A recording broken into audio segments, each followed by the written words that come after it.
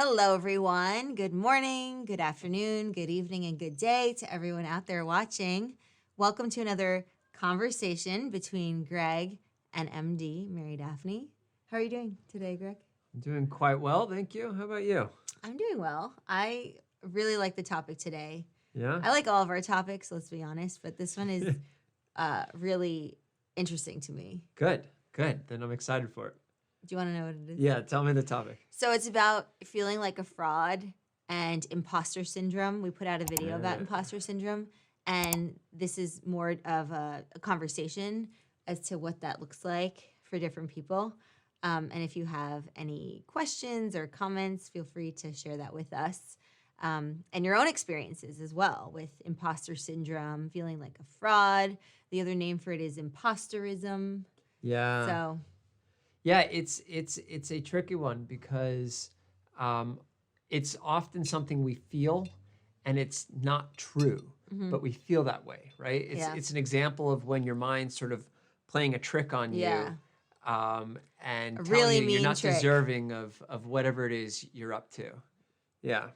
So it's really, as with, I feel like a lot of the things that we discuss on this channel, it's about sort of that developing the mental strategies to combat it, right? Because it's generally, it's rarely a situation where you're actually trying to present a version of yourself that you're not, right? Right. You're not trying to deceive people. Right, absolutely. Yeah. It's not the whole fake it till you make it, because you've made it and now it's like enjoy it, right? So, you know, it's funny how that pans out when you've worked so hard to reach a certain milestone in your career, in your professional life, in your entrepreneurial life, whatever it is, academic career, and you reach that benchmark or that milestone rather, and then when you get there, you're worried and you're upset and you're feeling frustrated by these feelings that you're having about being an imposter, about being a fraud, when in fact you're not a fraud, right? Yeah, exactly. It's for me, I've experienced it multiple times throughout my life, throughout my career. I found that it happened more often as I got older. Yeah, for sure. Same. Right? I'm the same way. The younger you are, the more sort of, I feel like, accommodating your mind is of new experiences and just sort of jumping in. That's why, you know, when kids are young, they're happy to get up and sing a song or right. There's whatever. the evaluation apprehension is not there. The fear of being evaluated. Exactly. Like you get when you feel older, when you're older. Exactly, yeah. And as you get older, you feel like there are more and more eyes on you. Yeah. And that the judgment gets more and more critical. Right. Which of course is all in our head, right? Yeah. That's the thing you have to remind yourself. Right. So, you know, we talked about a few different strategies in the lesson, so hopefully you've gotten a chance to review those. But there's a couple of other ways that we can deal with it too. One of them is sort of, you know, to think about, well, look at other accomplished people in that area, and you know, look at them objectively and their work, and you know, maybe they're a 5 times New York Times bestseller, right? Or whatever you are in the, like a similar industry to. And, you know, recognize that if they could do it, you could do it too, right? You're not, like, they are an expert, but you can also, you know, publish those novels and, you know, write those papers and, you know, accomplish whatever it is that you set out to accomplish. Yeah, right? I like that. Essentially humanizing your role models. Yeah. And I will say, I think we're lucky to be living in this era because we see that more than ever now with the advent of things like YouTube and social media. You do get this personal view into people's lives, and particularly celebrities and people you aspire to become, you know, in terms of a career, but in terms of professionally. And as soon as you see that they have their own challenges and that, you know, not everything's glitzy and glamorous for them. I mean, look, some people do continue to portray that even with all these new tools. Yeah. But the role models that I like the most are the ones that that also disclose the challenges that they're confronting. For sure. Right, the obstacles that they have to overcome, because it reminds you that they don't have it all figured out either. Yeah. None of us do. Nobody does. Even the most like polished person, the most eloquent speaker, you know, the most, what is the word I'm looking for? Qualified, maybe? Qualified, like decked out in medals and medallions and trophies and certificates and, you know, number of PhDs to their name. Everybody, I think, in order to get to where they've gotten, you know, they've had to overcome that negative self-talk, that imposter syndrome, so to speak, right? Yeah. And if you look at like podcasts and interviews with a number of celebrities and renowned, prolific writers, authors, speakers, the list goes on, you'll find that they've probably touched upon having grappled with imposter syndrome at some point in their career. Absolutely. And it's so helpful when they do come out about that, because it, like we were talking about earlier with the first point, it puts it in perspective. And it's like, wow, if they could do it, and if they've surmounted all of these obstacles, they're the ones that they put on themselves even, right? Yeah.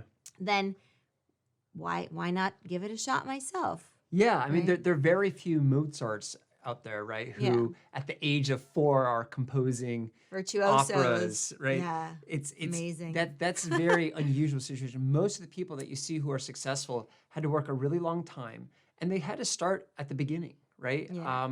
And do the hard, unrewarding work, or at least materially unrewarding work, of starting from scratch and building up these skills and being bad at what they do at first, right? That's a very common thing.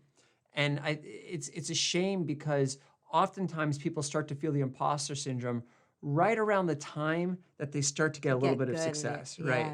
Because they get a new opportunity, one that they've, were always dreaming for, and finally that opportunity arrives.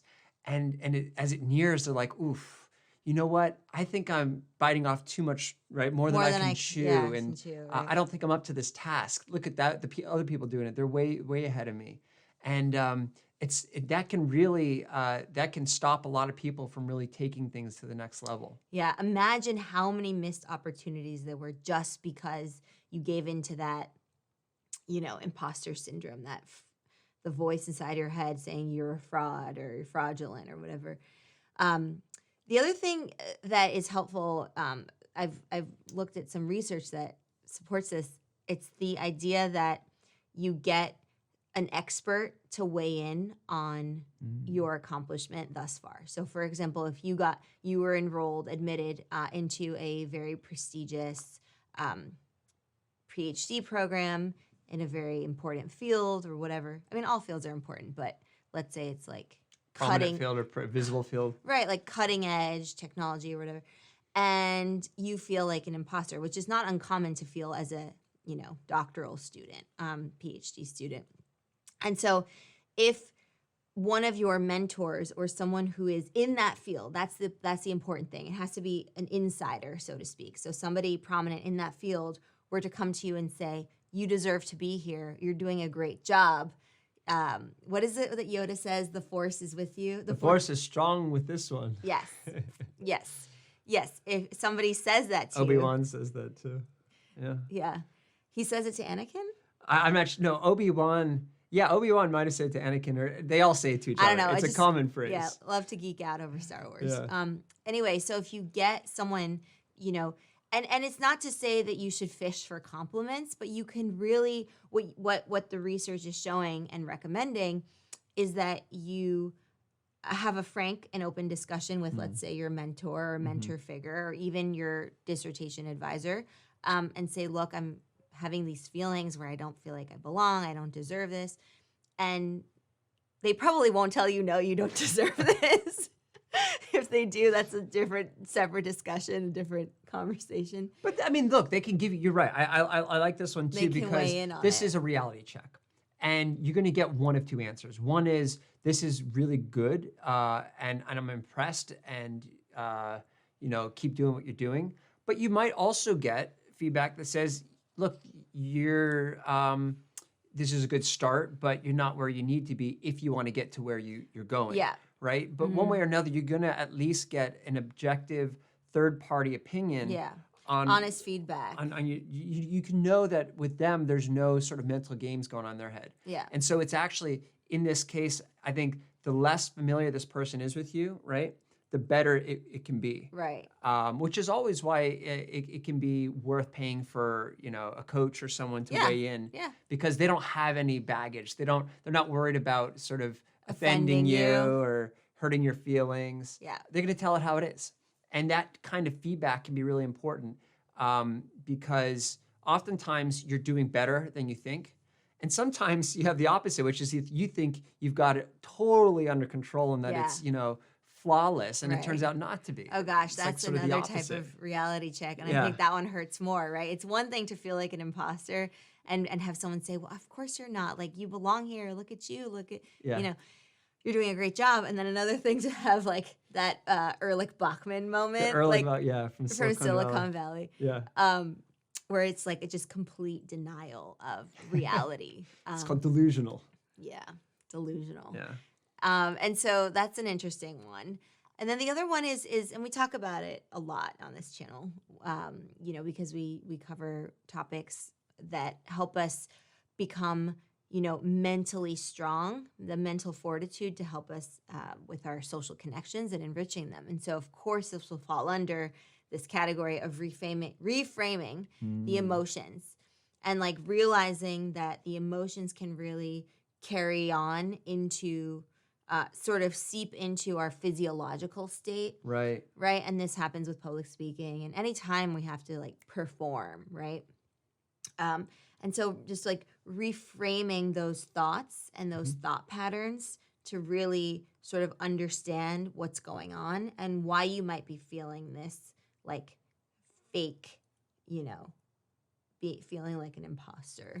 Yeah, I always like opportunities to introspect, to sort of do a self-evaluation, understand why you're feeling the feelings you're feeling. It's true. It's a good one. And to sort of get to the source of it. And certainly by getting a better understanding of what's driving your emotions and the sensations that you're experiencing, the more accurately you can decide if they are reasonable or not reasonable. Yeah.